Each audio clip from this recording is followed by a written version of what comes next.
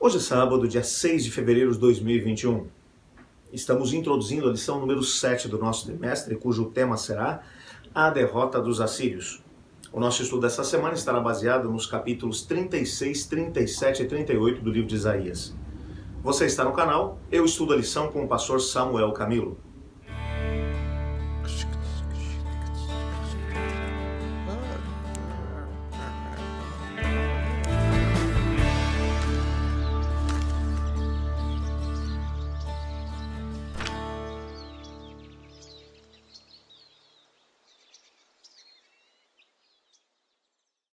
No nosso estudo dessa semana, nós teremos a possibilidade de poder entender um contexto muito interessante do livro de Isaías. Quando lemos o texto corrido, às vezes nós temos a dificuldade de poder perceber que o contexto político do país acabou se modificando do capítulo 35 para o capítulo 36. Até o capítulo 35, você vai encontrar o monarca do país, é ninguém menos do que o ímpio rei Acaz, que tivemos a possibilidade de poder compreender nas últimas semanas o reinado terrível que ele acabou desempenhando. Um rei que é considerado como feiticeiro, um rei que consulta os mortos, um rei que é muito, mas muito ruim em termos de política internacional, tomando decisões completamente equivocadas, um indivíduo arrogante que levou a nação à completa ruína.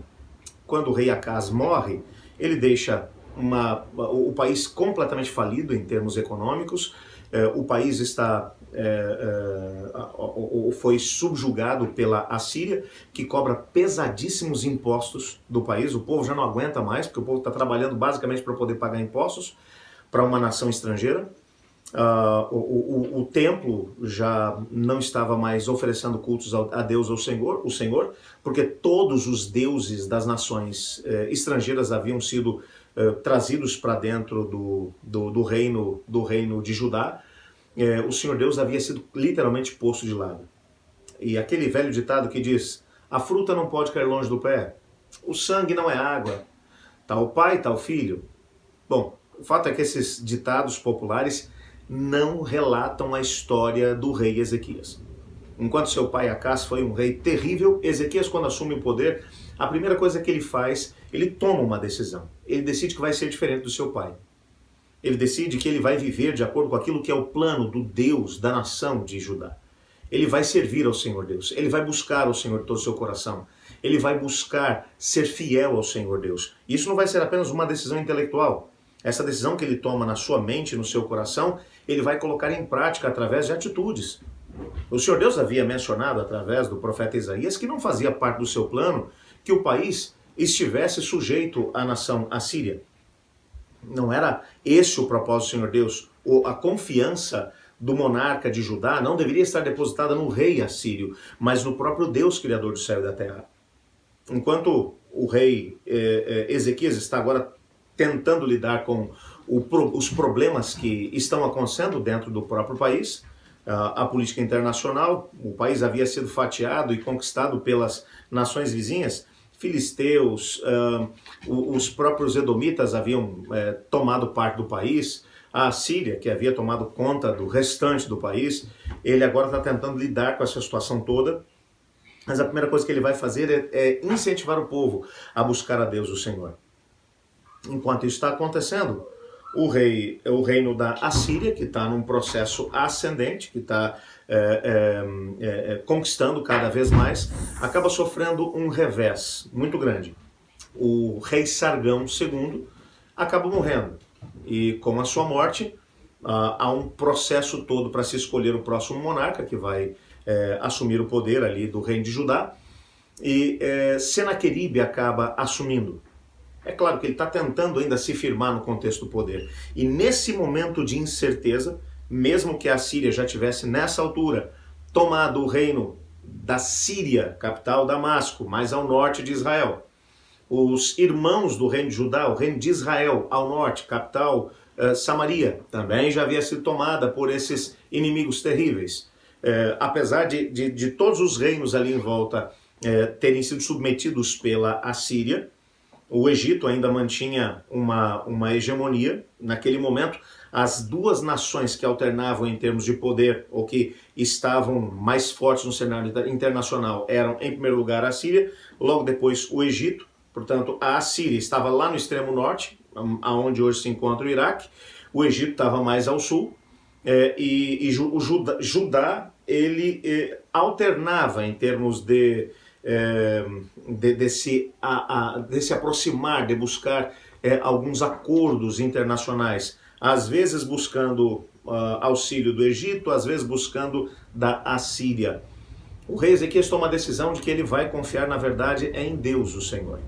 A sua confiança não vai ser colocada em nenhuma dessas potências que estão no cenário internacional com grande poderio. E ele vai se insurgir, ele vai se rebelar, ele vai deixar de ser um reino submisso ao reino da Síria. Ele está confiando em Deus, o Senhor. Aí você vai dizer, pastor, e tudo correu bem? Bom, na verdade o texto vai dizer para a gente que o rei Senaqueribe envia seus exércitos para Jerusalém, cerca a cidade, e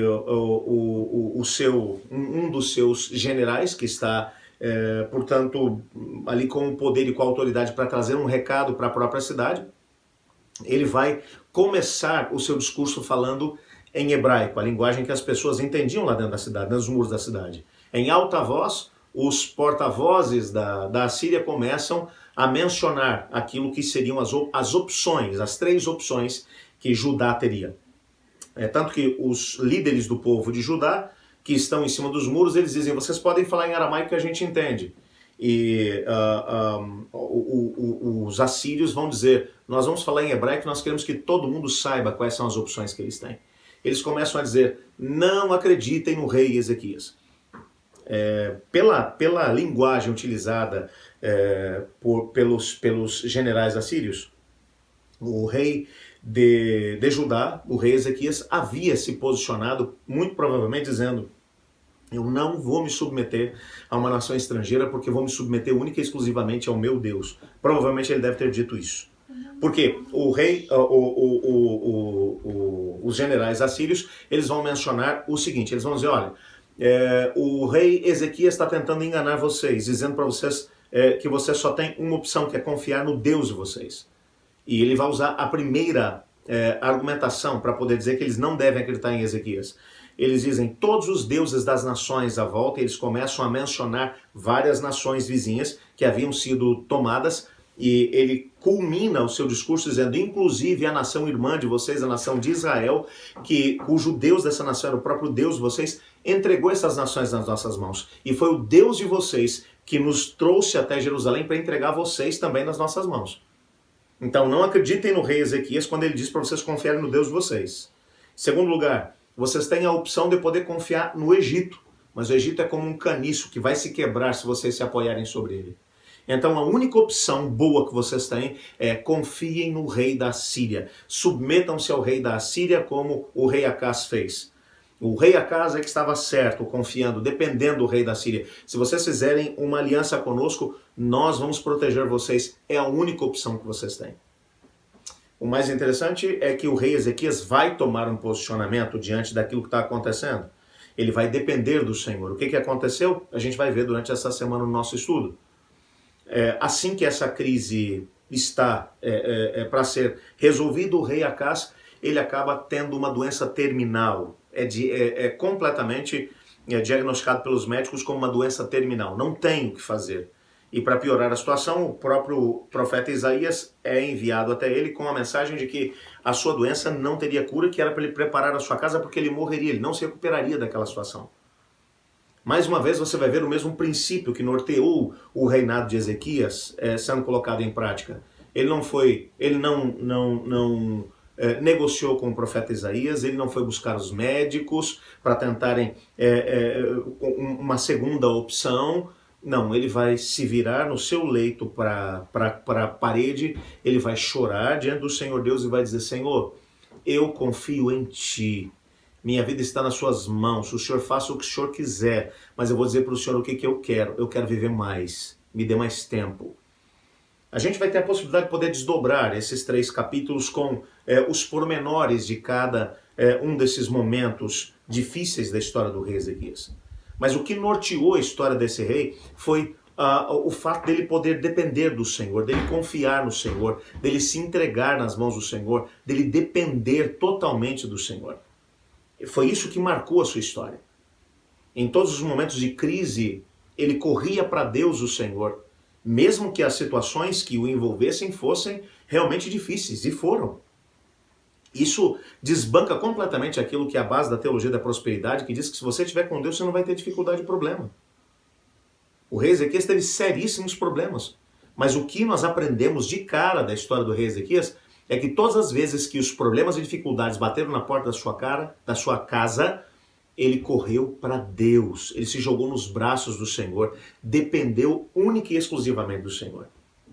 E eu quero te desafiar a estudar a lição dessa semana junto comigo, tendo como base para a tua vida, como sustentação para a sua história, exatamente o fato de que o Senhor Deus cuida dos seus filhos. Eu quero te desafiar a crer no Senhor e a colocar a sua história nas mãos do Senhor como o rei Ezequias fez. Mesmo que você esteja enfrentando um momento complicado, confie no Senhor.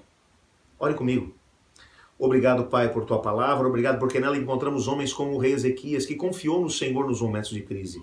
Ajuda-nos a fazer as mesmas escolhas, pois é em nome de Jesus que oramos. Amém. Eu estudo a lição. E você?